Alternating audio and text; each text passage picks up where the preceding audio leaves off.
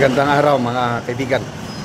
Bigyan natin ngayon ng reaction, opinion itong post ng News 5 1 hour ago tungkol ito sa pahayag ng bagong secretary ng DPWH, si Secretary Vince Dizon.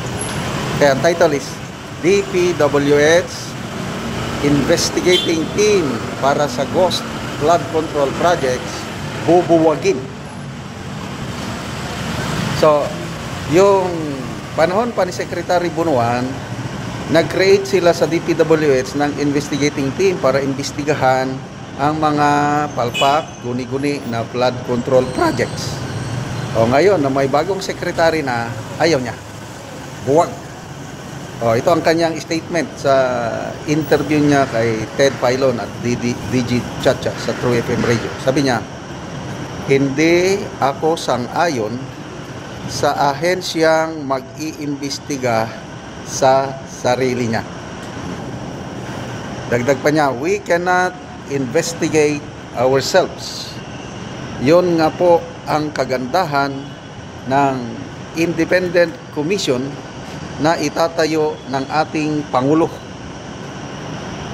Lahat ng impormasyon na makakalap ng bagong team ipapasa sa independent commission.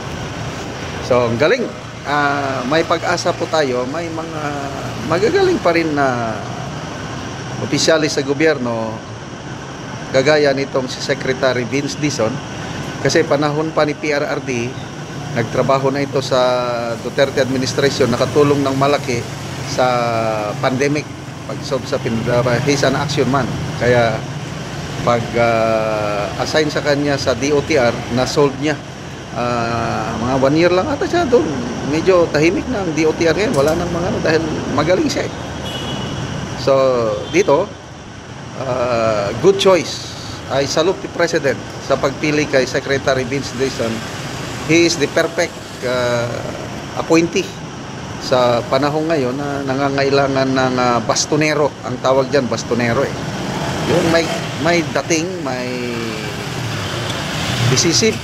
O ang una niyang utos is master resignation from USEC down to the district engineers. Resign kayo lahat para magkaroon siya ng free hand to ganon din ang ginawa niya sa DOTR, kaya tumino ang DOTR ngayon.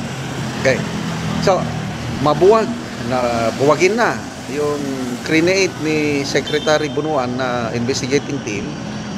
So ito, magbuo ng bagong team si Secretary Vince Dizon at ang mga findings lang nila is isasubmit doon sa independent commission na itatayo pa ng Pangulo. Oh, ito na, hindsight. Pag-aamin ng Pangulo na ito na bakit niya binuwag yung Presidential Anti-Corruption Commission. First executive order niya, yun kaagad ang kanyang binuwag. Anong ibig sabihin nun? Wala siyang intention na labanan ng korupsyon. Hindi katulad na PRRD noon na yan ang isang campaign promise niya eh. Labanan ang droga at labanan ang korupsyon. Kaya nanalo ang ating Tatay Digong. Dito sa administrasyong ito, wala lang. Normal lang yung korupsyon. It took them 3 years to realize na talamak, grabe na ang korupsyon ha. Ang nabubulgar ngayon, ano lang, flood control projects pa lang ha. Hindi pa kasama yung ibang project. Example, sa Peñaranda, yung parang stage doon na ginawa ng kapatid ni Congressman Saldico, malakas na buhos ng ulan lang. Bumagsak yung bubong at nasugatan ang, I think, 5 katao. So, malala ang problema. Tip of the iceberg lang itong flood control. Halos, kung imbestigahan nila, lahat na ng infrastructure projects, makaganyan na eh. Mga substandard. Grabe. So yun. At least, after 3 years, na-realize nilang pagkakamali, better late than never. Kasi kung wala silang gagawin dito, ito na yung downfall ng magiging lame duck president na siya. At yung 2028 na presidential election, kung sino man ang yan endorse, it's a kiss of death.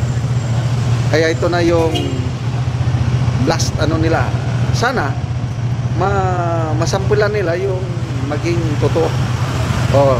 So, sino-sino kaya ang ilalagay nila ng members itong independent commission? May nabasa akong post ng isang retired general. Sabi niya, sana hindi galing sa gobyerno.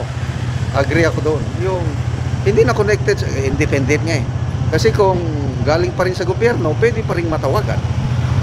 Kung galing na sa labas, hindi na connected sa gobyerno. Ako, example ko lang ito palagi. Si retired Ombudsman Samuel Martires. Yun, yung mga may paninindigan. Makagaya ni Ombudsman Martires na walang kinakatakutan. Ganyan sana ang ilalagay nilang head and members ng commission ito.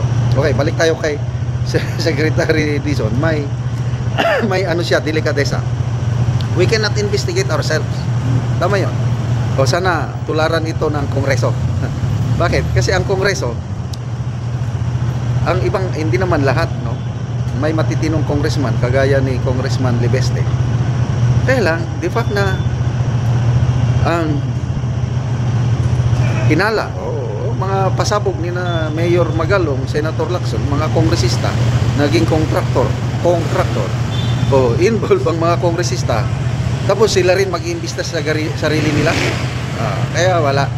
Ang taong bayan, ako personally, wala akong believe sa gagawing investigasyon. Ay, ito na, nagsimula na rin ata sila. At ang nakakatawa pa na siging kabaha ang Metro Manila, parang may panawagan na sa Davao City, imbestigan din ang mga flood control projects doon. Okay, good luck. Okay, salamat mga kaibigan sa inyong pagsubaybay sa ating channel.